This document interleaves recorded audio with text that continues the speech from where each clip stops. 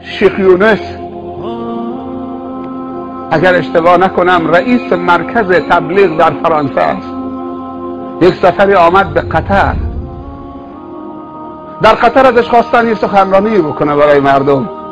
یک مثال زد حالت مسلمان و واقعیت مسلمان و گفت مسلمان امروز به یک سواره میماند که سوار ماشین آخرین سیستمه، تو جاده آسفالت و اتوبان استاندارد داره حرکت میکنه، ماشین کولردار، شیشه رو بالا کشیده، ضبط صوتش هم خیلی عالیه، بدون پارازیت، نوار موسیقی هم صداشو بلند، کاندیشنش هم شغال، زن و بچهش هم کنارش نشستن، شیشه رو بالا کشیده، خودش هم آوازخوانی میکنه همراه نوار، پا رو گاز گذاشته، هوای خنک داره میره. هی میره تو جاده، یک دفعه میبینه سر جاده یک نفر ایستاده دست میزنه، قف بیست، شیشه رو پایین میکشه، احوال پرسی میکنه. اون کسی که سر جاده ایستاده دست زده به صاحب ماشین میگه خذنی معک، نمیشه منو سوار کنید با خودت تو راه ایستادم سر جاده، منو با خودت سوار کن. میگه من انت، تو کی هستی؟ میگه انا ریال، من ریالم، چون قطر ریال داره دیگه، انا ریال قطری. ماشاءالله ریال، ارکب، یا سوار شو. ریال سوار شد، کم کم داره شنگول میشه، شیشه رو بالا کشید، خیلی خوشحاله، همجور میره آواز میخونه، جلوتر یه نفر دیگه ایستاده دست میزنه قف، شیشه پایین میکشه، میگه خذنی معک، نمیشه منو با خودت بگیری سوار ماشینت کنی؟ میگه من انت، تو کی هستی دیگه؟ میگه انا دلار، من دلارم. ماشاءالله دلار. ریال آمد خوشحال شدیم، حالا خود دلار دیگه خودت میدونی دلار چقدر قیمتشه. دلارم سوار شد، شیشه رو میکشه بالا، حالا دیگه فول به اوج رسیده دیگه، داره آواز میکنه، ویراج میده، نیم کلاس میکنه، نمیدونه چه کار بکنه. رفت جلوتر، یه نفر ایستاده دست زد قف، شیشه رو پایین کشید، گفت خذنی معک، منو با خودت سوار کن. گفت من انت، تو کی هستی؟ گفت انا دنیا، من دنیا هستم، همه چی توبه، من کل دنیا با همه زرق و برقش آمدم به سوی تو، منو تحویل میگیری؟ آقا من کیم که سرکارخانه دنیا رو تحویل نگیرم؟ شما با این همه آرایش و این همه زیورالات و این کمربند طلا، خودش دنیای ارزش داره. نگاه کرد که جا نیست تو ماشین، به زن و بچهش گفت برید صندوق عقب، خانم دنیا میخواد کنار دستم بنشینه، بغل دستم. بفرما خانم. حالا خانم دنیا نشسته کنار دستش، این عطر از کلونش دیوانش میکنه، این سر و صدای کلاهش هم دیگه، از اون طرف هم پشت سرش آقای ریال و آقای دلار هم نشستن. زن و بچه دیگه بیارزه شدن، خفه تو صندوق عقب. رفت جلوتر که یه نفر دیگه ایستاده، نفر چندمه؟ حواستون جمعه؟ نفر چندمه؟ بچه ها فقط جواب بدن، نفر چندمه؟ نفر اول که بود؟ آفرین، مال خودشه. نفر دوم که بود؟ دیگه نمیدم، خیلی زرنگی، عالم میشه این، یه کاری میشه انشاءالله، حواسش خوب جمعه. نفر سوم که بود؟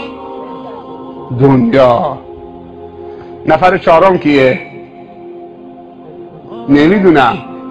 نفر چهارم دست زد، گفت قف، ایستاد، شیشه رو پایین کشید. هر چه فکر کرد دیگه چی تو دنیا هست که نفر چهارم باشه به ذهنش نرسید.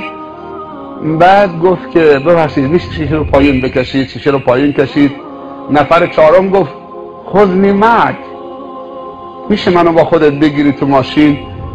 گفت شما؟ گفت انا دین، من دین اسلام هستم، من دینم، دین خدا.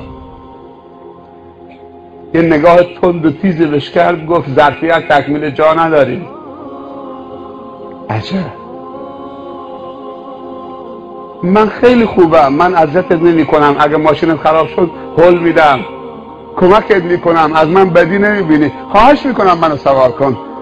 گفت آقا میگه تو هر پالید نمیشه کرید. میگم جا ندارم، رو کلم بذارم؟ خب جلو که نمیشه گذاشت، این میخوام نامحرمه، عقبم که جا تنگ میشه. آقای دلار و آقای ریال نشسته صندوق عقبم که ذره باشه دیگه نمیشه که. هر چی التماسش کرد گفت ظرفیت تکمیل و هر پالید نمیشه، شیشه رو بالا کشید و بعد گفت پشمالو ریشی نگاه بکن. پشمالو ریشی مزخرف دین. برو بابا دوره دین سر شده. یه نیم کلاچ هم کرد، گرد و خاک بهش داد و قربونت. اینا کمک میکنن به منا، یعنی همیشه شنونده کمک میکنه به سخنران که به وجه بیاد. و رفت. معلومه که خانوادهشون براشون داستانهای خوبی میکشن دیگه. داستان چکمچکا برای بچه ها نکشید شبا، داستان اون بیبری و غول و نمیدونم فلانو اینا رو نگید، داستان پیامبران برای بچه ها بگید، داستان قرآنی. دیو میاد، عقرب میاد، اژدها میاد، فلان، اینا داستان های دروغ که بچه رو لالایی بکنن. نه، داستان پیامبران بکشید تا بچه هایی که خوابن بیدار بشن، نخوابن، تا خواب از دشمنان بگیرن. دین آزرده شد و سوارش نکرد. ظاهرا که به دین نیاز نداشت، اون چیزی که نیازش بود سوار کرد. ماشین که داشت، موسیقی که داشت، کولر که نیاز داشت. شما هم که گفتیم برکه میخوایم، حتما آب و خنک هم تو ماشینش بود. دقت بکنید. دلار هم که نیازش بود سوار شد، ریال هم سوارش بود، دنیا هم بود، زن بچه‌ش هم بود. دیگه چی میخواد؟ دیگه چیزی نیست تو دنیا که به طلبه. حالا دیگه شنگوله، گاه وقت مسخره از دین میکنه، حالا به دلار و دنیا میگه خوب کنفش کردم. نه، اینا ملا خیلی پر رو هستن، ولی ما امروز کنف نشدیم. یه نفر رو کنف کردیم اینجا. اون کی بود؟ شیطان. شیطان امروز کنف شد تو روستای شما. هر کاری کرد شیطان که این برنامه برگزار نشه شد.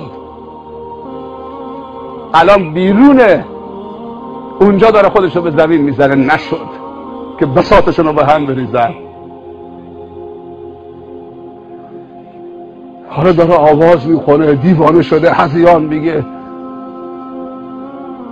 همینجور پا رو گاز 180 تا داره میره، 200 تا داره میره. یک دفعه دید که یک قوی الهیکلی ایستاده سر جاده وسط راه، یه چیزی دستشه. ایست.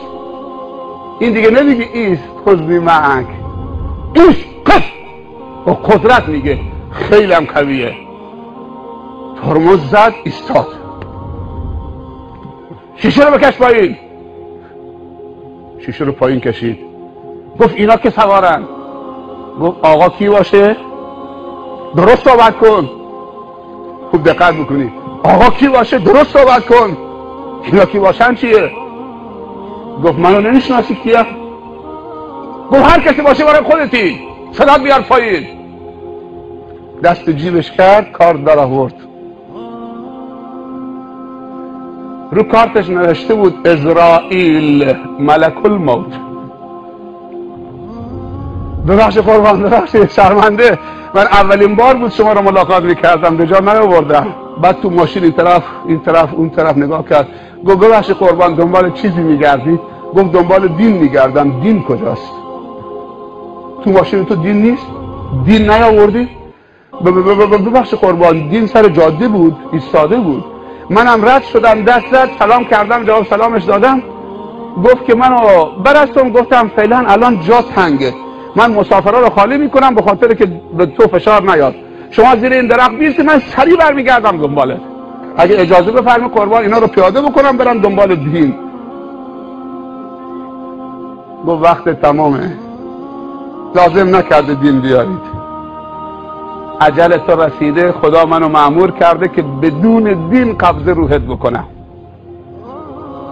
دلار داری، ریال داری، دنیا داری، زن داری، بچه داری، ماشین داری، هوای خنک داری، کولر داری، آب یخ دارید، موسیقی دارید، ماشین آخرین سیستم دارید، شهرت دارید، پول دارید، همه چی دارید، ولی دین نیست تو ماشینت، همراهت نیست، اجلت رسیده، من مجبورم که بدون دین قبض روحت بکنم. هرچی التماسش کرد گفت فایده نداره.